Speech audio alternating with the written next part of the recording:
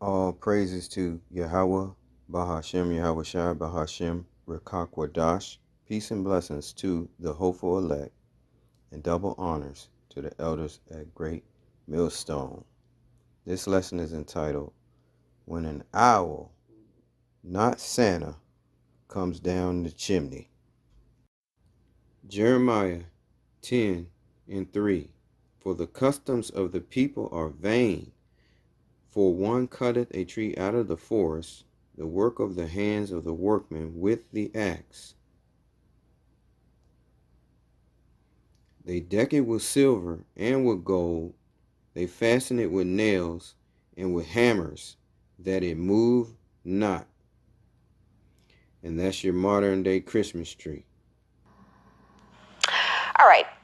Many people top their Christmas trees with things like stars or angels. Well, this Arlington family got quite the surprise this week when they realized their topper had been replaced. Turns out an owl flew down their chimney and did a little redecorating. Northern Virginia Bureau Chief Julie Carey actually spoke with the family and the owl's rescuer.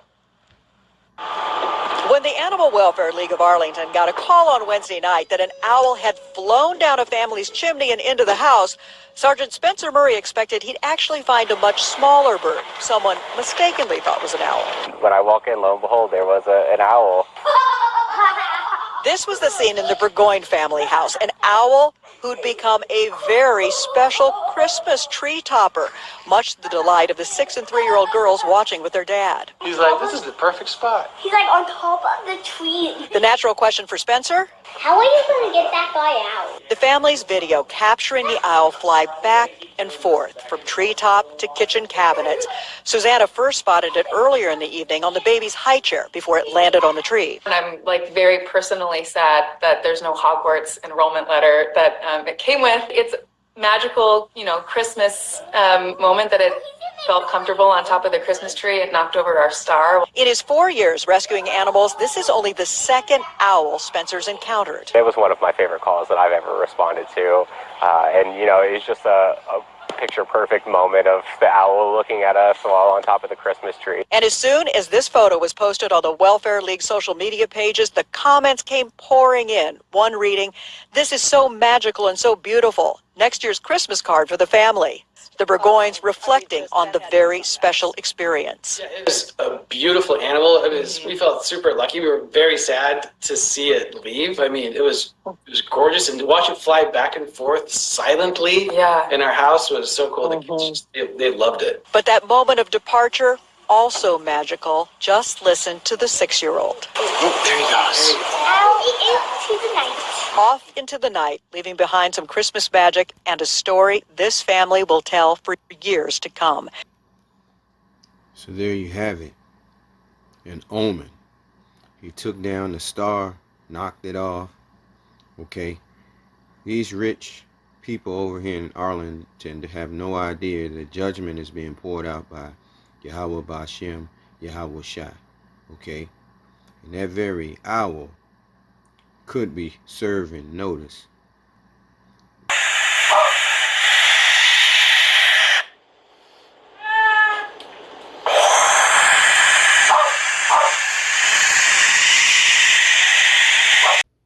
All right. Now, you've seen the video.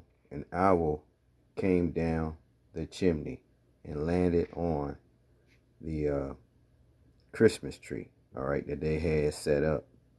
Okay. These birds are omens, okay, to a lot of cultures, all right.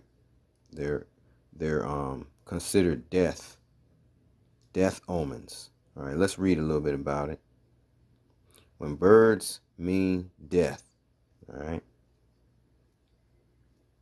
All right. The Native Americans, they considered them omens of death, okay? For many of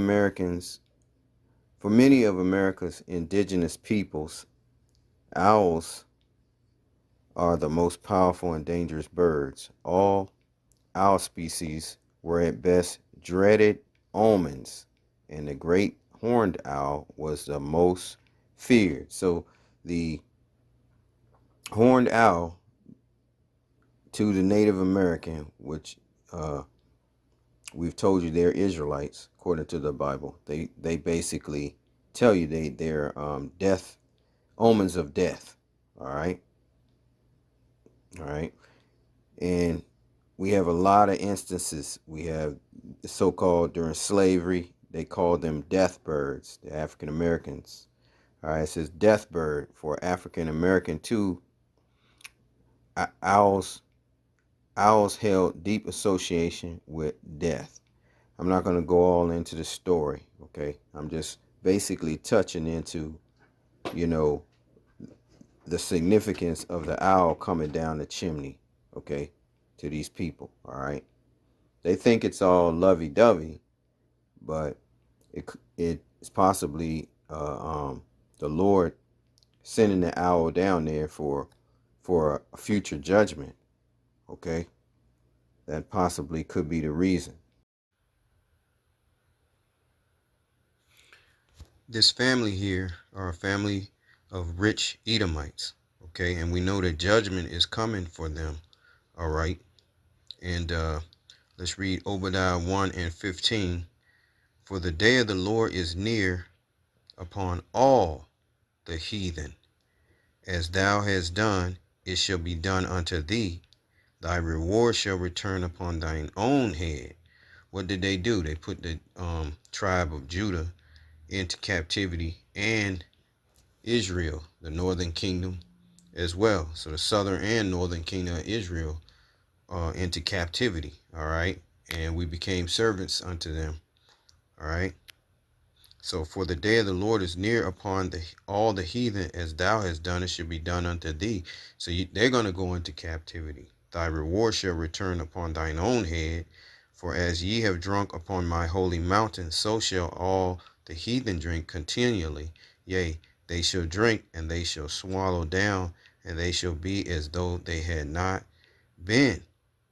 Okay, so the Lord has judgment prepared for Esau, Edom. Verse 17, but upon Mount Zion shall be deliverance, all right, salvation, okay, from World War III, what's coming in the earth, and there shall be holiness, and the house of Jacob shall possess their possession. So we're going to gain possession of all the possessions of the so-called white man. You see the lofty, high cathedral ceilings they living in their house, okay, probably $1 million home. They're going to lose all that, all their possessions, okay? And wherever those missiles don't hit, okay, the wealth of the nations is going to become the Israelites, okay? Verse 18, and the house of Jacob shall be a fire, and the house of Joseph a flame, and the house of Esau for stubble. And they shall kindle in them and devour them, and there shall not be any remaining of the house of Esau, for the Lord has spoken it. So that's the judgment for the so-called white man. All right, the so-called red man, as you can see, the redness in Esau, this couple here. But anyway, judgment is coming. All right, Nahum 1 and 3 tells us, for all you who are trying to save them, it ain't gonna happen. All right. The Lord is slow to anger and great in power, and will not at all acquit the wicked, because they're known as the wicked of the earth. The Lord has his way in the whirlwind, and in the storm, and in the cloud are the dust of his feet. Okay, you know, and we know that the chariots are all around. Okay, those whirlwinds. Okay, that's what they're called also. All right, chariots, whirlwinds, clouds. All right, vehicles. All right. All right. Ecclesiastes, and he uses everything at his disposal, because he is in control of the spirit world. Yahweh Shai. Okay. Ecclesiastes 39 and 28. So even the animals are used, okay, as spirits of vengeance. Ecclesiasticus 39:28. There be spirits that are created for vengeance, which in their fury lay on sore strokes. In the time of destruction they pour out their force, and appease the wrath of him that made them. Fire and hail and famine and death, all these were created for vengeance. Teeth, Salakia. Let's read that again. Ecclesiastes 39:28. There be spirits that are created for vengeance, which in their fury lay on sore strokes. In the time of destruction they pour out their force and appease the wrath of him that made them. Fire and hail and famine and death, all these were created for vengeance. And the point, teeth of wild beasts and scorpions, serpents, and the sword, punishing the wicked to destruction. They shall rejoice in his commandment, and they shall be ready upon earth when need is. And when their time is come, they shall not transgress his word. Okay? So this owl could very well been sent from the Most High. Okay? All right? For a symbol of judgment.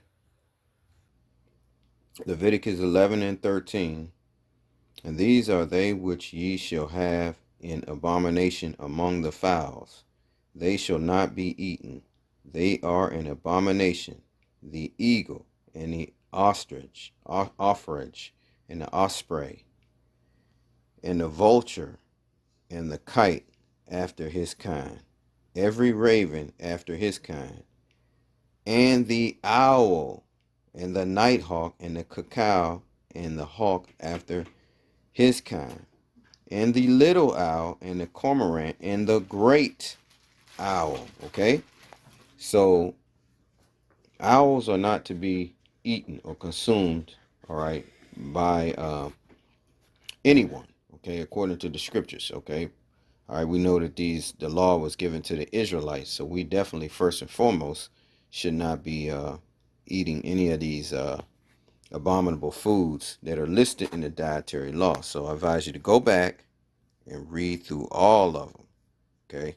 All of the unclean foods, all right? But I thought I would bring that out to let you know it's an unclean animal that flew down into her chimney, okay? All right, on her tree. So although they think it's a entertaining Christmas gift, it may be future judgment. With that, I say all praises to Yahweh, Bahashem Yahweh Shai, Bahashem Rikakwadash. Peace and blessings to the hopeful elect, and double honors to the elders at Great Millstone. Shalom.